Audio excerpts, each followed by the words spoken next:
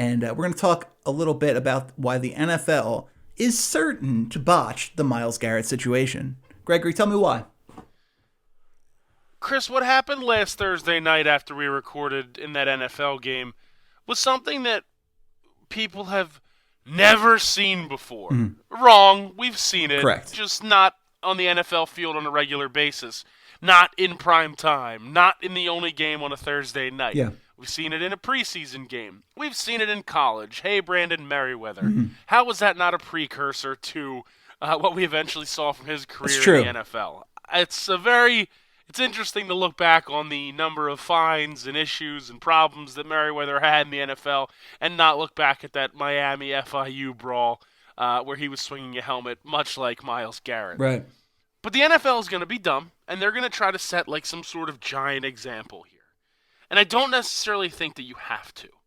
I understand the severity of the situation. You can't do something like that. You can't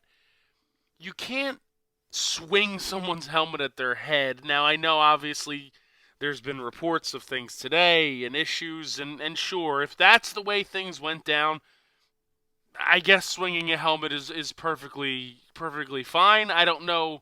I don't live in that world, so I'm not sure. But you can't go out here and set some sort of weird example where you suspend him for all of this year and then parts of next year. This has to be a this season thing. And even if it's only 5 games, if it's 4 games, if it's the remainder of the regular season, the NFL in some way is going to, they're going to try to make this some sort of landmark case, something we've never seen. When things that have happened on the football field have been much worse. I mean, the Haynesworth thing is what really comes to mind almost immediately and what most people have been comparing this to. I mean, that guy stomped on someone's head with serious intention in a altercation situation, right? Like what Myles Garrett did was in the middle of a fight on the field. I know it doesn't excuse it, but there were issues going back and forth. Albert Haynesworth purposefully tried to stomp someone's face off. Well, yeah, I mean, Haynesworth is an incredibly dirty person. There's nobody's debating this. Yeah, I mean, for this to potentially, go longer than that is a very tough thing for me to grasp. I know what he did's wrong, and I know what he did because of the situation. Like, there's a spotlight on that Thursday night game, just like there's a spotlight on tonight's Thursday night game. It's the only game on. It's the NFL, Thursday Night Football, Fox, Joe Buck, Troy Aikman. Everybody's upset.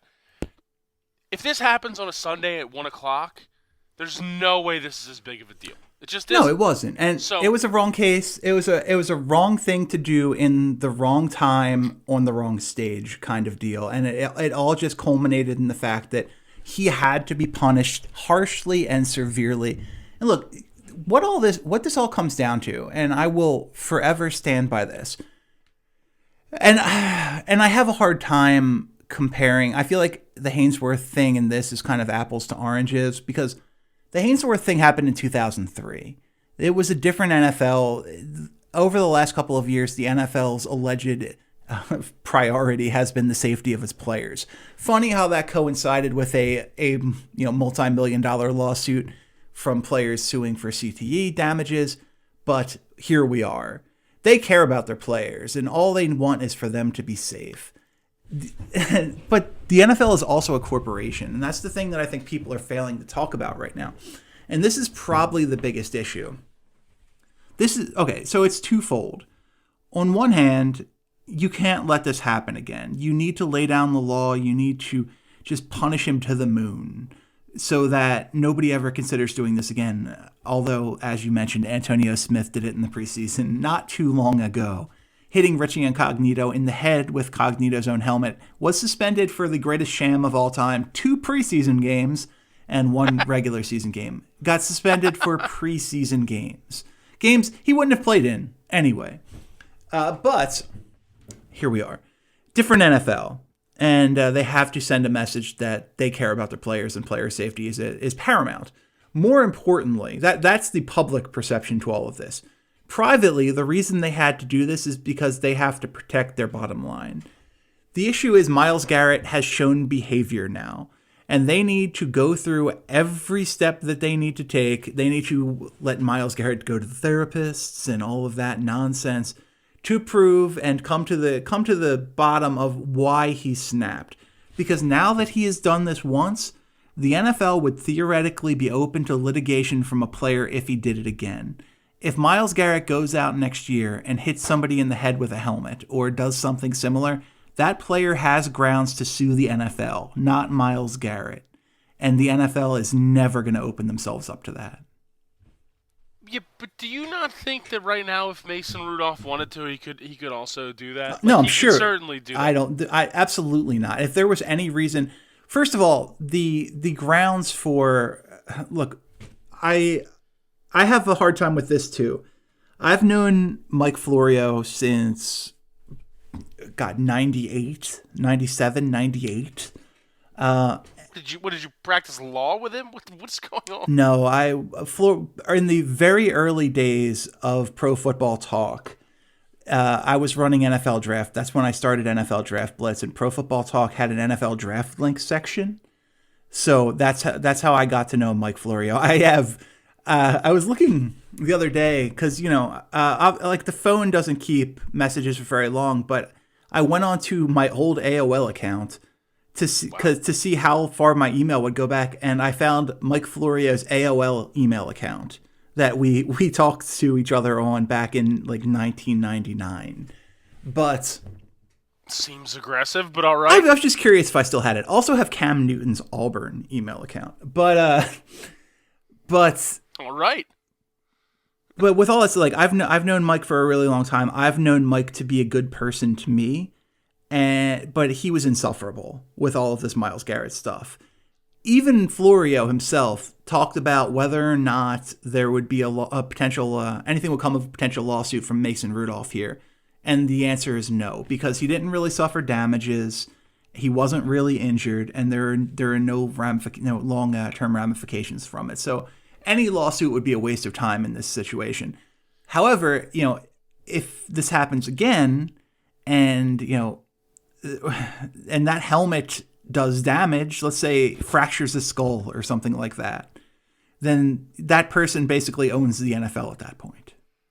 Well, the luckiest thing that happened to Myles Garrett in that situation is the fact that Mason Rudolph didn't get knocked unconscious. Because absolutely, if that happens, it's next year. It's the Mason Rudolph Football League. Like it's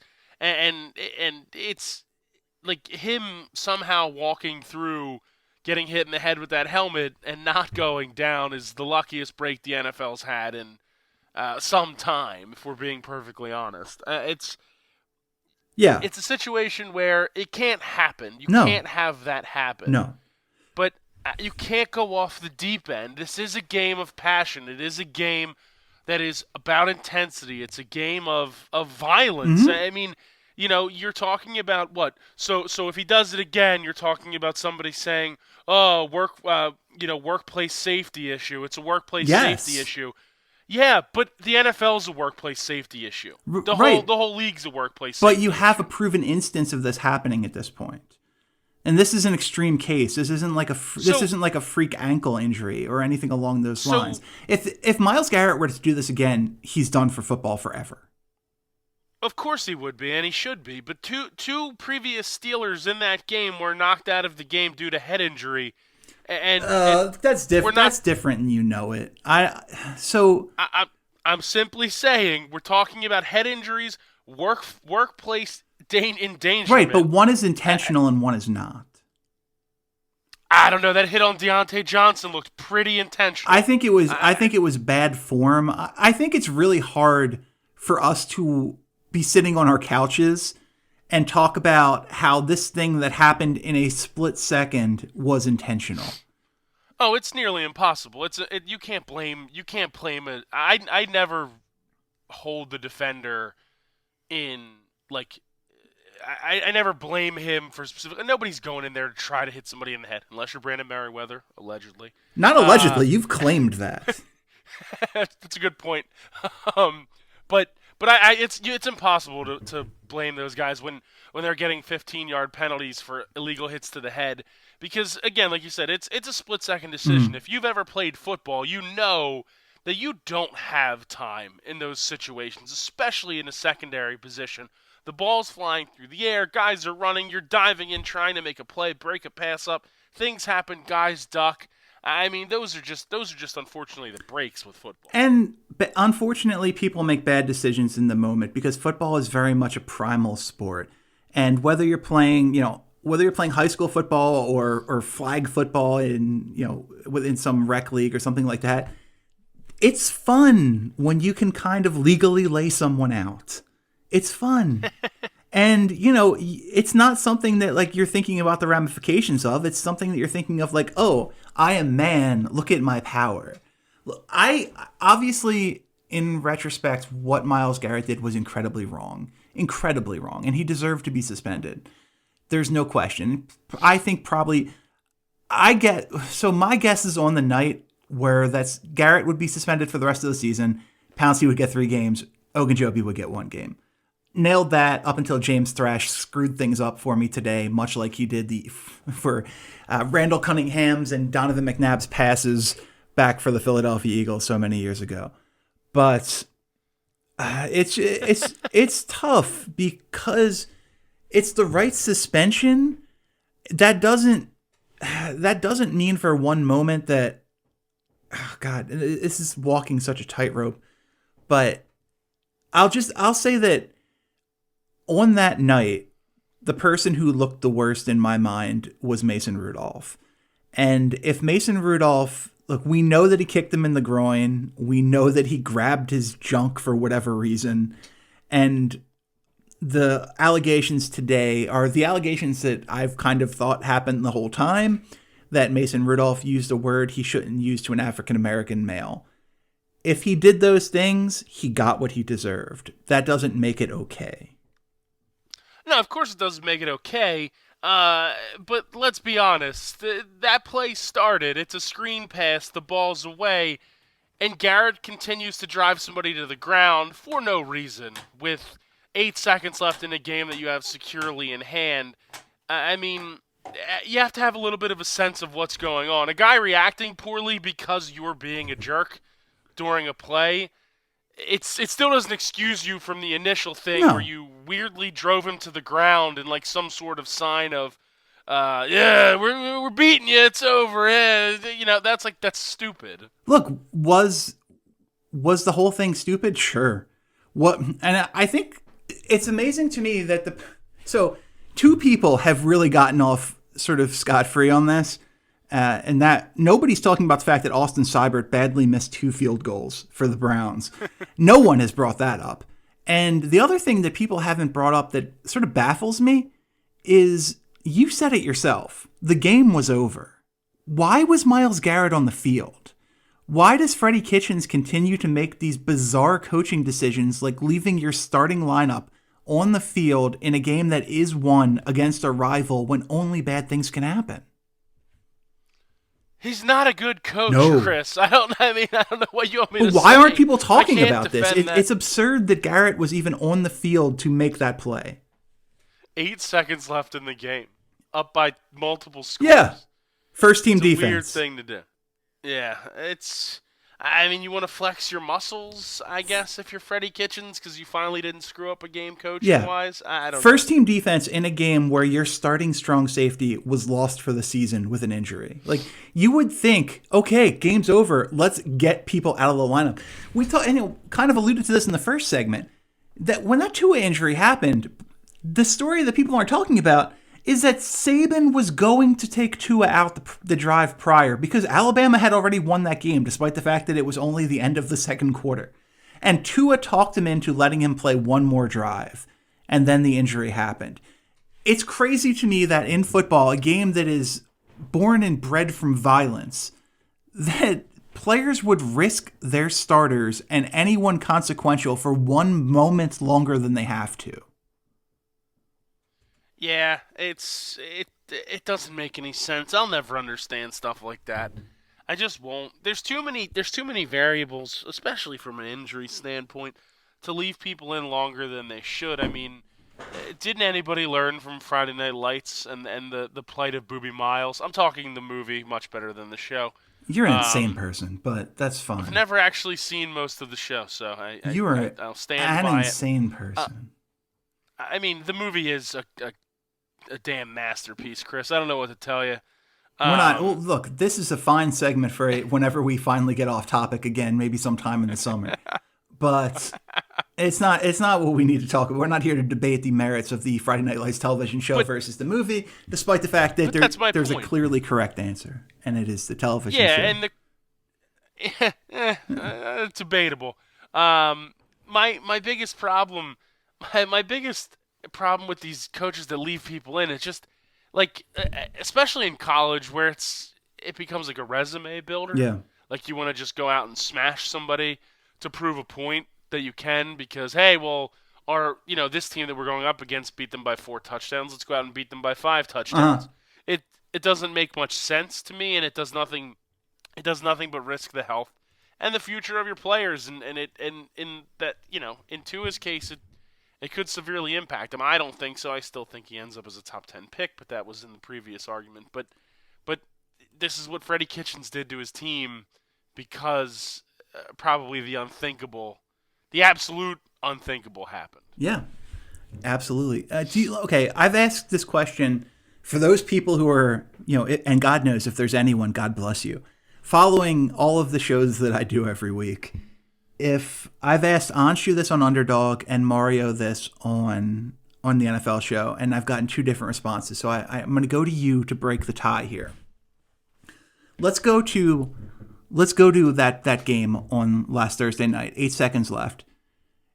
If that is a 2-yard screen pass to Jalen Samuels, and all of a sudden we're substituting Jalen Samuels for Mason Rudolph, and it is Myles that wrestles Samuels down harder than necessary, and it is Samuels who tries and fails to take Myles Garrett's helmet off, and then kicks him in the groin, and then grabs his testicles.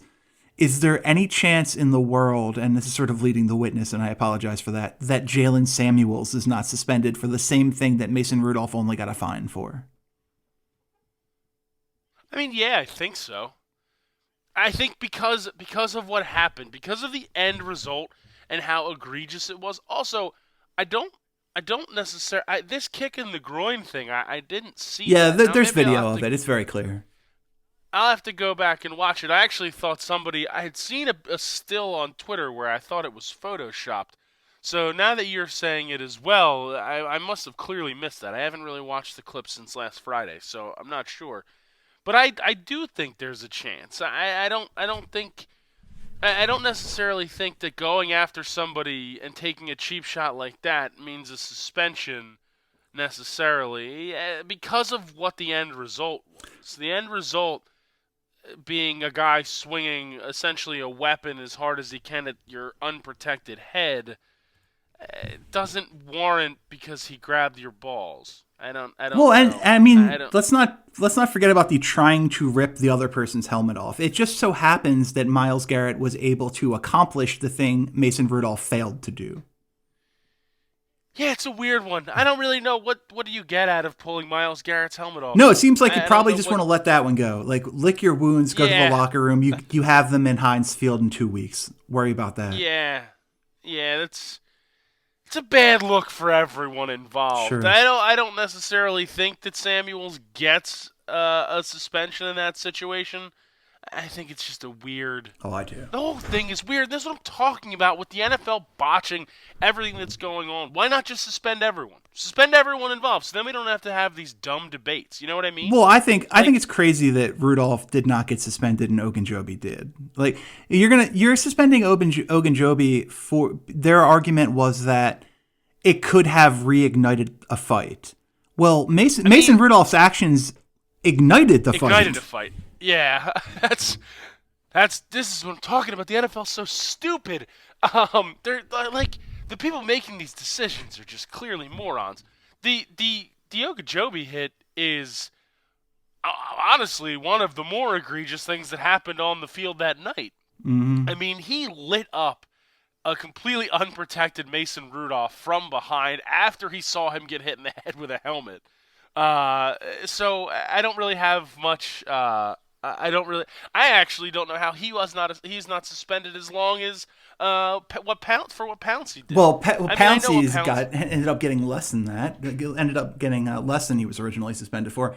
Look, it's crazy that Ogunjobi got suspended and Rudolph did, and I'll never understand that. And yes, in that instance, the NFL did botch the situation. However, I don't believe they botched the Myles Garrett situation from. They're going to. It's over. They're going to suspend him for part no, of next year. No, they're not. There is a 0% are. chance that's going to happen. Indefinite suspensions. Yeah, can ultimately because be it's that extended. it's indefinite makes it sound scarier. It gives the perception that the punishment is worse than it is. No, you know what, he's suspended for the rest of the perception? year. That's it. He will not miss a regular season game next year. I will. Call Bovada. Get it on the docket. Will Myles Garrett miss games next year? That's interesting. Yeah, I mean, I think you could get some serious action on both sides there. But I mean, here's my biggest problem with we were just talking about them botching it and them suspending it. Oh, the reason why you say indefinitely. I think they said indefinitely because they didn't know what to do. They were lost. They just said indefinitely so they could buy themselves some more time. There may be some legitimacy to that, but I don't think there was ever any real chance that it's going to.